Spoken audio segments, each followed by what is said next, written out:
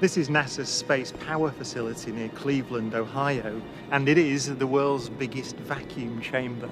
It's used to test spacecraft in the conditions of outer space, and it does that by pumping out the 30 tons of air in this chamber until there are about 2 grams left.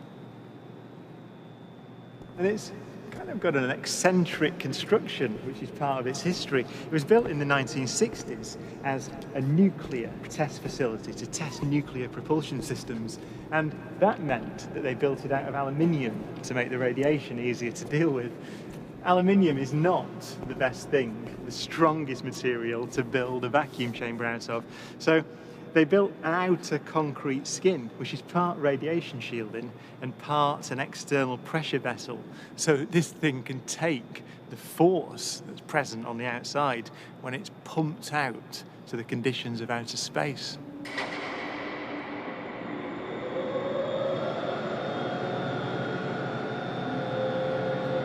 Galileo's experiment was simple. He took a heavy object and a light one and dropped them at the same time to see which fell fastest.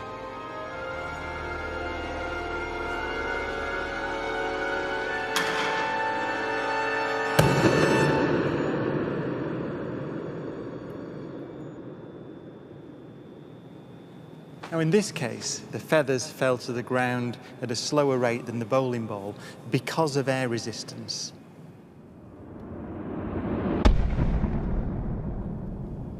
So, in order to see the true nature of gravity, we have to remove the air.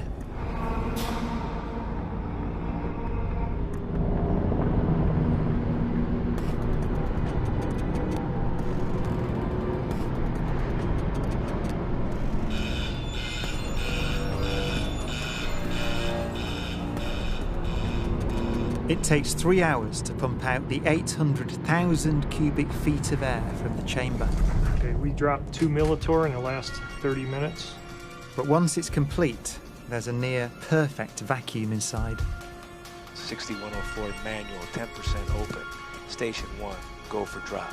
PCV 30-1, pressure set point at 240 psi. We are go for drop. 10, 9, 8, 7, 6, 5, 4. Cameras on. 2, 1. Release.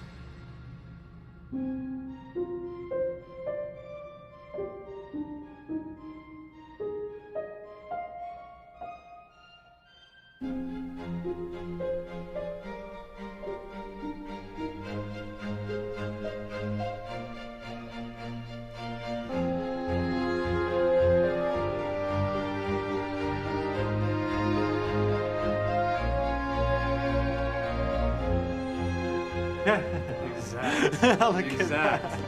They came down exactly the same. Wow. Look. Watch right there. Look at how they hit right there. Exactly. You're back on the side. Exactly the same. Feathers don't move, nothing. Look at that. That's just brilliant.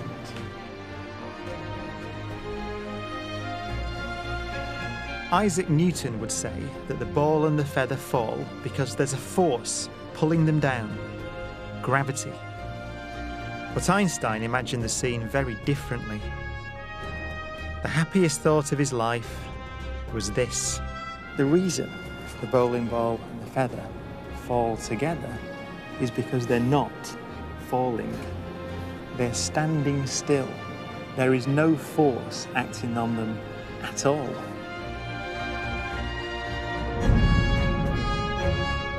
He reasoned that if you couldn't see the background, there'd be no way of knowing that the ball and the feathers were being accelerated towards the Earth. So he concluded they weren't.